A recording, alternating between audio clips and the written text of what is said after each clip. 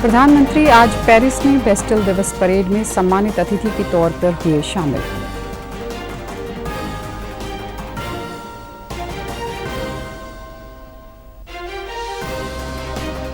Chandrayaan 3 mission का आज सतीश धवन अंतरिक्ष केंद्र श्रीहरिकोटा से किया गया प्रक्षेपण।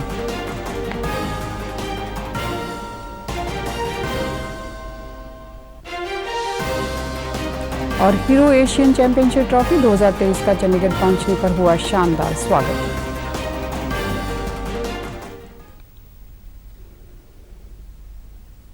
नमस्कार, चंडीगढ़ से आपका स्वागत है। मैं हूं आरजू। अब समाचार विस्तार से। प्रधानमंत्री नरेंद्र मोदी अपनी फ्रांस यात्रा के तहत आज पेरिस में बेस्टिल दिवस परेड में सम्मानित अतिथि के तौर पर शामिल हुए। फ्रांस के राष्ट्रीय दिवस बेस्टिल दिवस का फ्रांसीसी चेतना में विशेष महत्व है और 14 जुलाई को फ्रांस में राष्ट्रीय दिवस मनाया जाता है। वायुसेना के विमान सहित भारत की तीनों सेनाओं की एक टुकड़ी ने भी इस परेड में भाग लिया। वे भारतीय सेना के पंजाब रेजिमेंट दल का नेतृत्व कैप्टन अमन जगताप ने किया। प्रधानमंत्री आज शाम फ्रांस के राष्ट्रपति एमेनुएल मैक्रों के साथ प्रतिनिधि स्तर की वार्ता भी करेंगे और फ्रांस के राष्ट्रपति की ओर से आज रात प्रसिद्ध लाउरे संग्रहालय में रात्रि भोज का आयोजन किया जा रहा है। इससे पहले प्रधानमंत्री मोदी ने फ्रांस के प्रधानमंत्री एलिजाबेथ बॉर्न से और फ्रांस की संसद के अध्यक्ष के साथ बैठकें की। राष्ट्रपति मैक्रों ने एलिसी पैलेस में निजी रात्रि भोज के बाद प्रधानमंत्री मोदी को फ्रांस के सबसे बड़े नागरिक और सैनिक सम्मान the grand cross of the legion of honour से सम्मानित किया। प्रधानमंत्री मोदी ने कल रात एक कार्यक्रम में भारतीय समुदाय के लोगों को संबोधित भी किया। हो सकता है जी,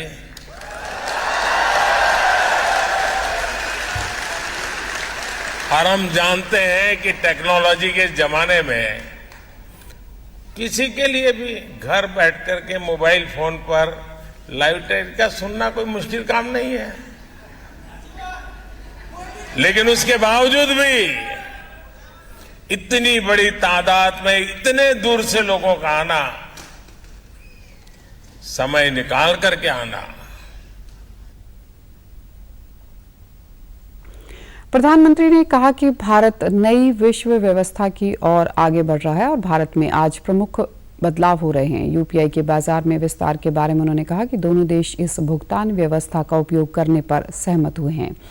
यह सुविधा एफिल टावर से शुरू होगी, जहां भारतीय पर्यटक मोबाइल ऐप का उपयोग करते हुए भारतीय रुपए में भुगतान कर सकेंगे।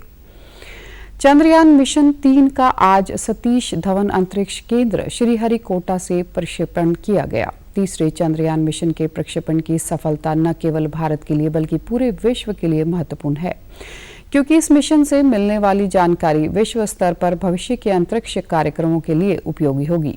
प्रधानमंत्री मोदी ने भारत के तीसरे चंद्र मिशन चंद्रयान के बारे में उत्सुकता व्यक्त की है। उन्होंने एक ट्वीट में इस बात पर जोर दिया कि इस मिशन से राष्ट्र की उम्मीदें और सपने जुड़े हुए हैं। आज चंद्रयान 3 मिशन लॉन्च करने के अवसर पर इसरो वैज्ञानिकों ने साथ केंद्रीय मंत्री जितेंद्र सिंह भी उपस्थित रहे। वे लॉन्च के बाद मिशन कंट्रोल रूम ताड़ियों की गड़गड़ाहट से गूंज उठा। केंद्रीय गृह और सहकारिता मंत्री अमित शाह ने कल हरियाणा के गुरुग्राम में आर्टिफिशियल इंटेलिजेंस, मेटावर्स और NFT के युग में अपराध और साइबर सुरक्षा पर G20 सम्मेलन के उद्घाटन सत्र को संबोधित किया। उन्होंने कहा कि आतंकवादी हिंसा फैलाने, युवाओं को कट्टरपंथी बनाने और वित्तीय संसाधन जुटाने के नए नए तरीके अपना रहे हैं। आतंकवादियों द्वारा वित्तीय लेन देन के लिए नए तरीके तथा नई तकनीकों का इस्तेमाल किया जा रहा है, जिससे सुरक्षा तंत्र और डिजिटल ढांचे के लिए खतरा पैदा हो रहा है। हमारा प्रयास है NFT, AI, मेटावर्स तथा अन्य इमर्जिंग टेक्नोलॉजी के युग में कोऑर्डिनेटेड और कोऑपरेटिव तरीके से नए उभरते हुए खतरों के लिए समय पर प्रतिक्रिया देकर हमने क्राइम वर्ल्ड से आगे जाने का प्रयास करना चाहिए। सम्मेलन का उद्देश्य डिजिटल पब्लिक गुड्स और डिजिटल पब्लिक इंफ्रास्ट्रक्चर को सशक्त और सुरक्षित बनाने और टेक्नोलॉजी की शक्ति का बेहतर उपयोग करने के लिए एक सुरक्षित और सक्षम अंतर्राष्ट्रीय ढांचे को बढ़ावा देना है। टेररिस्ट हिंसा को अंजाम देने के लिए, युवाओं को रेडिकलाइज करने के लिए तथा वित्त संसाधन जुटाने के लिए नए तरीके खोज रहे हैं। डिजिटल क्षेत्र में सरकार की पिछले 9 वर्षों के दौरान उपलब्धियों का उल्लेख करते हुए उन्होंने कहा कि भारत डिजिटल लेन देन में दुनिया में अग्रणी देशों में है और 2022 में देश में 9 करोड़ का लेन देन डिजिटल माध्यम से हुआ है। उन्होंने कहा कि G20 समूह में साइबर सुरक्षा का यह पहला सम्मेलन है। उधर हरियाणा के मुख्यमंत्री मनोहर लाल ने कहा कि G20 की मेजबानी से हरियाणा गौरवान्वित हुआ है। गुरुग्राम के एक होटल में 2 दिवसीय प्रदर्शनी का उन्होंने अवलोकन किया और सांस्कृतिक संध्या में मौजूद विदेशी प्रतिनिधियों व सांस्कृतिक मंच के प्रतिभागियों को प्रदेश सरकार की जनहितकारी नीतियों से भी अवगत करवाया।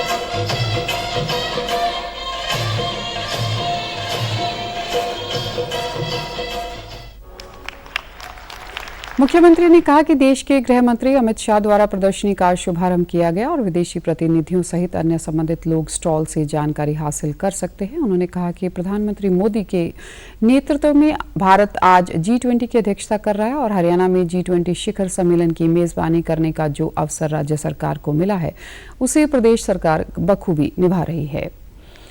पंजाब के मुख्यमंत्री भगवंत मान ने राज्य के बाढ़ प्रभावित क्षेत्रों का दौरा करके राहत कार्यों का जायजा लिया। उन्होंने घग्गर के साथ लगते प्रभावित इलाकों का जायजा लेते हुए अधिकारियों को लोगों की अधिक से अधिक मदद करने की हिदायत की।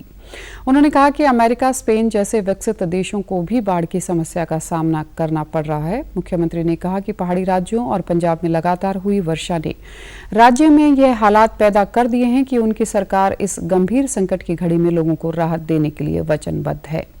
उन्होंने कहा कि यह समय बाढ़ के मुद्दे पर राजनीति करने का नहीं है, बल्कि सभी पंजाबियों को इस कुदरती आपदा से निपटने के लिए एकजुट होना चाहिए। राज्य में भारी वर्षा के कारण फसलों, घर और अन्य नुकसान का पता लगाने के लिए विशेष गिरदावरी करवाई जाएगी और डिप्टी कमिश्नरों को हिदायतें जारी की गई हैं। पंजाब में वर्षा से आई बाढ़ के मद्देनजर बने हालातों को देखते हुए राज्य सरकार ने सभी सरकारी सहायता प्राप्त, मान्यता प्राप्त और निजी स्कूलों में छुट्टियां 16 जुलाई तक बढ़ा दी हैं।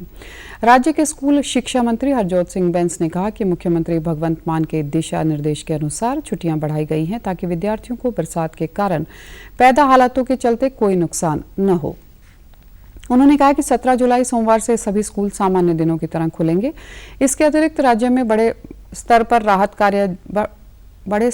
कार्य जारी है। राहत कैंपों की संख्या 183 कर दी गई है। बाढ़ प्रभावित क्षेत्रों में खाने पीने का सामान और जरूरी दवाइयां इत्यादि पहुंचाने का काम भी तेजी से जारी है। एक सरकारी प्रवक्ता ने जानकारी दी है कि कल 13 जुलाई तक 14 जिलों के 1159 गांव बाढ़ से प्रभावित हुए हैं और कई जिलों के शहर व कस्बे भी बाढ़ से प्रभावित हुए हैं। उन्होंने बताया कि लगभग 19,000 बाढ़ से प्रभावित लोगों को सुरक्षित स्थानों पर पहुंचाया गया। बाढ़ से प्रभावित पशुओं के इलाज, फीड सप्लाई और चारा इत्यादि मुहैया करवाने के लिए बड़े स्तर पर प्रयास जारी हैं। स्वास्थ्य विभाग की टीम ने मुस्तैदी से बाढ़ प्रभावित क्षेत्रों में लोगों को स्वास्थ्य सुविधाएं मुहैया करवाने के लिए कार्य कर रही है। लगभग 186 मेडिकल कैंप लगाए गए हैं। बाढ़ प्रभावित क्षेत्रों में खाने पीने का सामान पहुंचाने और सूखे भोजन के पैकेट बांटने का कार्य भी बड़े स्तर पर जारी है। पहाड़ों और पड़ोसी राज्य पंजाब सहित हरियाणा में पिछले दिनों में हुई भारी वर्षा के चलते प्रदेश की नदियों के जलस्तर में अधिक होने से कई क्षेत्रों में जल भराव की स्थिति बनी हुई है। प्रदेश में घग्गर, यमुना और उनकी सहायक नदियां उफान पर हैं। प्रदेश सरकार की ओर से लोगों को इस प्राकृतिक आपदा से राहत देने के लिए प्रयास जारी हैं। मुख्यमंत्री मनोहर लाल अधिकारियों से बाढ़ से संबंधित समीक्षा बैठकें करके राहत कार्यों का जायजा ले रहे हैं। उन्होंने जिला प्रशासन के अधिकारियों को जल भराव वाले क्षेत्रों से पानी की निकासी के साथ साथ लोगों के लिए खाने पीने की व्यवस्था सुनिश्चित करने के निर्देश दिए हैं। इसके अलावा खेतों से पानी निकालने के लिए किसानों की मदद करने की हिदायत भी मुख्यमंत्री ने की है और मृतकों के लिए 4 लाख रुपए मुआवजा की घोषणा भी की गई है। हीरो एशियन चैंपियनशिप ट्रॉफी 2023 का चंडीगढ़ पहुंचने पर कल शानदार स्वागत किया गया। चंडीगढ़ के प्रशासक और पंजाब के गवर्नर बनवारी लाल पुरोहित भी इस अवसर पर मुख्य अतिथि के तौर पर उपस्थित रहे। सेक्टर 17 के एक होटल में हॉकी चंडीगढ़ की ओर से यह स्वागत समारोह करवाया गया। आगामी 3 से 12 अगस्त तक पहली बार हीरो एशियाई चैंपियनशिप ट्रॉफी हॉकी टूर्नामेंट की मेजबानी के लिए भारत तैयार है और इस टूर्नामेंट की विजेता ट्रॉफी को देश के विभिन्न भागों में ले जाया जा रहा है। इसी कड़ी के अंतर्गत चंडीगढ़ में भी ट्रॉफी पहुंचने पर स्वागत कार्यक्रम का आयोजन हुआ। प्रशासक बनवारी लाल पुरोहित ने इस अवसर पर कहा कि हॉकी में पंजाब व चंडीगढ़ का दबदबा रहा है और उन्हें उम्मीद है कि hero Asian championship trophy Bharat में ही रहेगी। इस साल भारत पहली बार एशियन चैंपियन ट्रॉफी टूर्नामेंट की मेजबानी करने जा रहा है। मेरा मानना है कि ट्रॉफी का यह राष्ट्रव्यापी सफर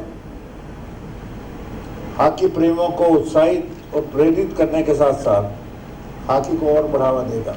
हॉकी लगभग भारत में हर राज्य में खेली जाती है, लेकिन पंजाब दुनिया के बेहतरीन हॉकी के खिलाड़ी पैदा करने के लिए जाना जाता है। ये पंजाब का गौरव है।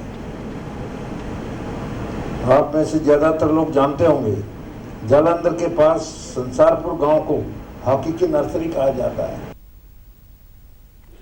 हॉकी चंडीगढ़ के प्रेसिडेंट करण गिलोत्रा ने कहा कि चंडीगढ़ वासियों के लिए एक गर्व का क्षण है और हॉकी के खिलाड़ियों के लिए इसका विशेष महत्व है। Chandigarh junior men hockey team has recently won silver medal, and this has not been the first time. It has been 3 consecutive years from 2021 to 2023 in the Hockey India Junior Men's National Championship. Furthermore, I am pleased to inform that our players, namely Amandeep, Angadbir and Rohit, are members of the national team which recently emerged victorious in Junior Men Asian Hockey Championship 2023.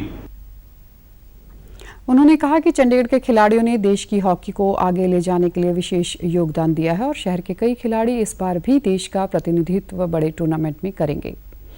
और आप हमारे समाचार YouTube channel DD News Chandigarh, Facebook DD News Chandigarh और Chandigarh Twitter handle DD News CHD पर भी देख सकते हैं। इसी के साथ चंडीगढ़ से समाचारों का सिलसिला समाप्त होता है। नमस्कार।